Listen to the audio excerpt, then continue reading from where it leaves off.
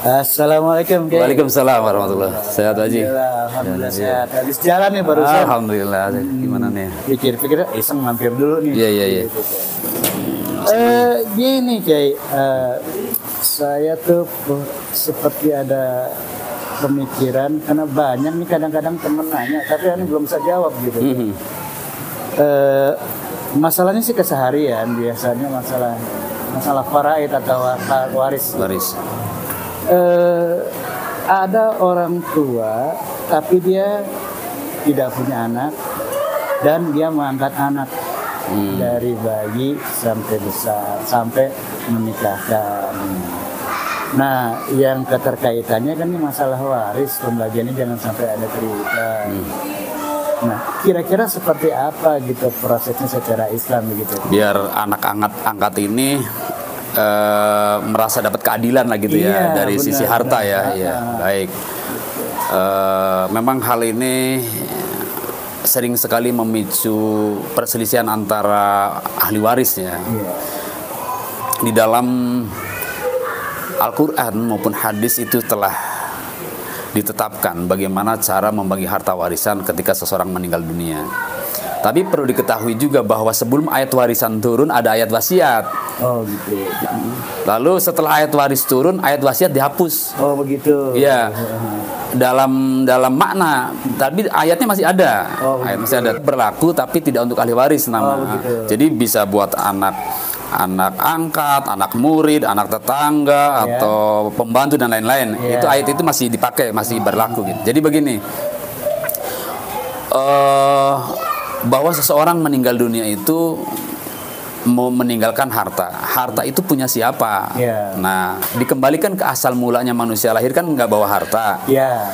Begitu dia tumbuh dari anak-anak, remaja, dewasa dan seterusnya, kemudian punya pekerjaan, menghasilkan uang dan lain-lain ya. Lalu dia punya harta. Nah, itu harta dari Allah Subhanahu wa taala. Sehingga ketika dia meninggal, serahkan kembali harta itu kepada Allah. Terserah Allah bagi berapa.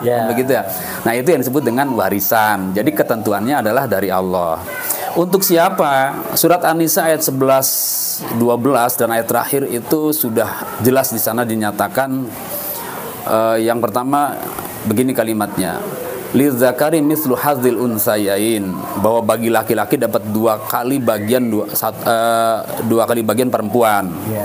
Lalu untuk suami untuk ayah dapat 1/6, untuk ibu 1/6, untuk suami 1/2 atau 1/4, untuk istri 1/4 atau 1/8 dan seterusnya. Itu sangat jelas di sana. Sehingga yang dapat warisan itu sudah ada ketentuannya. Di antaranya 6 orang yang wajib nih yang harus dapat. Ayah, ibu kandung ya. Terus suami atau istri, anak laki dan anak perempuan. Nah, ini wajib dapat nih. Sisanya ada kakek, ada ponakan, ada yang lain-lain, itu belum tentu dapat kalau yang 6 ini ada.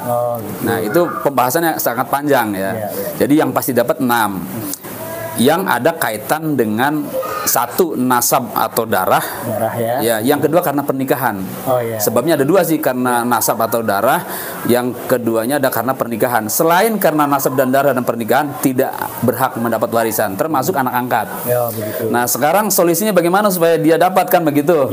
Nah, begini.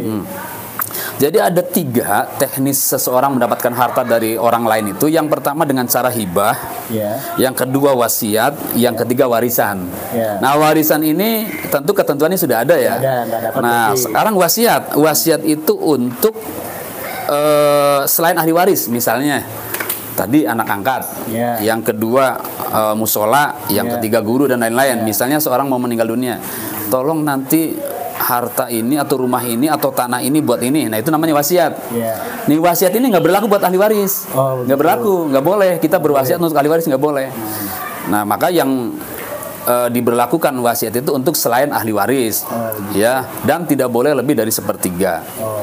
Lalu yang kedua dengan cara hibah. Nah, hibah itu pemberian dari siapapun, apakah anak ke orang tua atau orang tua ke anak atau dari tetangga-tetangga atau dari kenalan ke kenalan, itu namanya yang tidak terikat. Hibah itu pemberian yang tidak terikat. Nah, itu bebas tuh. Mau ke anak angkat silahkan, mau ke anak tetangga silahkan, mau ke gurunya silahkan, tanpa wasiat. Jadi begini contohnya. nak, ini saya akan beri ini. Itu namanya hibah. Oh iya. Nah, maka kalau anak angkat diperkirakan nggak bakal dapat warisan, karena tadi ketentuannya 3, nasab kan ya, darah atau pernikahan, maka dengan cara hibah, berikan sebelum meninggal. Nah gitu caranya, atau pakai wasiat. Gitu. Sah tuh kalau wasiat. Kalau nggak keburu beri sebelum meninggal, pakai wasiat. Siapa tahu kan lagi sakit dan anak angkatnya lagi kemana kan begitu ya. Maka yang paling efektif itu pakai hibah. Bagaimana supaya terasa adil, ya itu teknis, kita masing-masing udah paham semua lah kalau itu ya, dikumpulkan semua anak-anaknya misalnya. Nah ini yang satu ini secara hukum agama tidak dapat warisan, barangkali nanti bapak meninggal, bapak akan berikan sekarang saja mumpung belum meninggal. Nah, begitu caranya teknisnya, itu namanya hibah. Nah kurang lebih begitulah singkatnya. Kalau mau panjang ada dalil segala macam itu sangat lama ya, sangat lama. Kurang lebih aja gitu. Jadi intinya kalau anak angkat itu tidak terhukum dengan waris, tapi terhukum dengan wasiat. Ya atau betul, hibah. betul. Dan batasan hibah atau wasiat itu, kalau wasiat maksimal 1/3, kalau hibah nggak ada. Nggak ada. Iya. Mau semuanya juga. Mau laki-laki lebih kecil dari perempuan silahkan, mau perempuan lebih besar dari laki-laki silahkan, atau sama rata silahkan. Dan bukan hanya anak angkat, anak kandung pun bisa dihibah. Oh bisa. Bisa. Maksudnya gini, daripada nanti warisan misalnya takut nggak pada bener baginya, saya hibahkan aja sekarang. Nah gitu. Sekarang. Iya. Artinya sebelum jatuh warisnya. Iya, itu bisa seperti itu. Jadi kita bagi aja hibah. Iya. Tapi dengan catatan itu bukan menghindari warisan, tapi hanya khawatir karena melihat anak-anak kelihatannya nggak belum mampu lah gitu ya, begitu. Kurang lebih begitu. Alhamdulillah ya. Udah jelas lah kalau saya tenang jadi rasanya. Jadi nanti kalau ada yang nanya lagi saya bisa ngasih pendapat. Siap.